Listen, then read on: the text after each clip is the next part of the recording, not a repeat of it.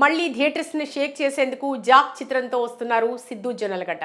DJ టిల్లుతో Telangana స్టైల్లో sensational comedy movies తీసి block buster hits అందుకుని జెట్ స్పీడ్తో క్రేజ్ ఉన్న హీరోగా గుర్తింపు పొందారు సిద్ధు జొన్నలగడ్డ.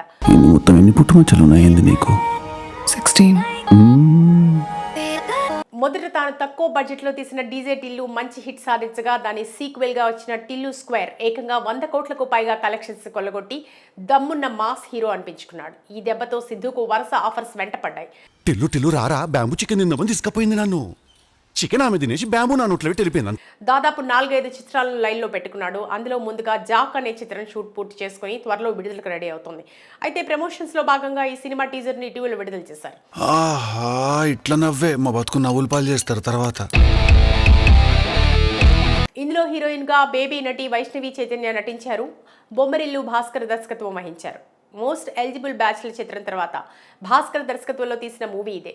అయితే మొదటి నుండి కొత్త రకమైన లవ్ బేస్డ్ సినిమాలు తీయడంలో బొమ్మరిల్లు భాస్కర్ సిద్ధహస్తుడు. దానికి సాక్ష్యమే బొమ్మరిల్లు, పరుగు, ఆరెంజ్, ఒంగోలు గిత్త చిత్రాలు.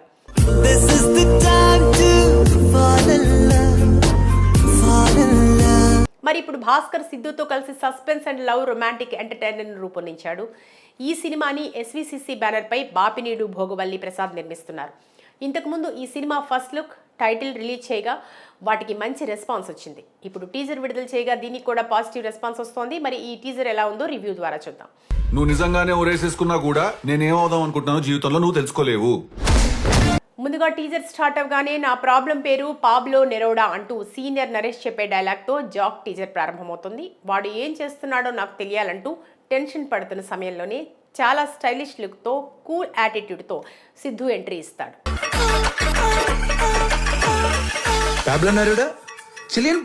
అప్పుడే వైష్ణవి చైతన్య కూడా హీరోయిన్గా ఎంట్రీ అవుతుంది. మీ నాన్నకు కూడా తెలియనంత గలీజ్ జాబ్ ఏం చేస్తున్నావంటూ అసలు సిద్ధు చేసే జాబ్ ఏంటో తెలుసుకోవాలని అనుకుంటుంది వైష్ణవి. అది అస్సలు చెప్పకూడదంటూ తన జాబ్ ఏంటో రివీల్ చేయడు సిద్ధు. మీ నాన్నకే తెలియనంత గలీజ్ జాబ్ ఏం చేస్తున్నావు నువ్వు? It's confidential. ఈ క్రమంలో సిద్ధు బైక్ కొట్టేయడం చూసే వైష్ణవి నువ్వు బైకులు కొట్టేస్తావా అంటూ షాక్ అవుతుంది. ఇది కేవలం పార్ట్ టైం జాబే అంటూ తన స్టైల్లో సమాధానం ఇస్తాడు సిద్ధు.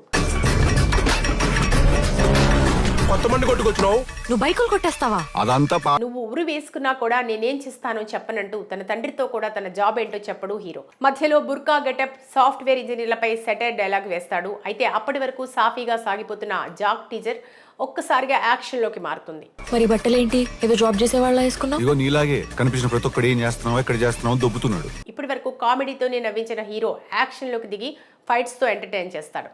ఆ తర్వాత చివరిగా వైష్ణవి చైతన్య వచ్చి నాకు ఒక లవ్ స్టోరీ ఉందని చెప్పగానే చీ దరిద్రం మళ్ళీ మొదలైందని టిల్లు స్టైల్లో సిద్ధు డైలాగ్ చెప్పి ఆకట్టుకుంటాడు. మొత్తానికి జాక్ టీజర్ చాలా ఫన్గా, ఎంటర్టైన్గా సాగింది. మరొకసారి టిల్లు స్టైల్లో ఇంకొంచెం సరికొత్త కాన్సెప్ట్తో జాక్ మూవీ ఏప్రిల్ 10వ తేదీన థియేటర్లో సందడి చేయనుందని తెలుస్తోంది. నాకు లవ్ స్టోరీ ఉంది. చీదినమ్మ దరిద్రం మళ్ళీ మొదలైంది. మరి భాస్కర్ కూడా ఒకప్పటి బొమ్మరిల్లులాగా ఈ మూవీతో భారీ విజయాన్ని అందుకుంటాడో లేదో చూడాలి.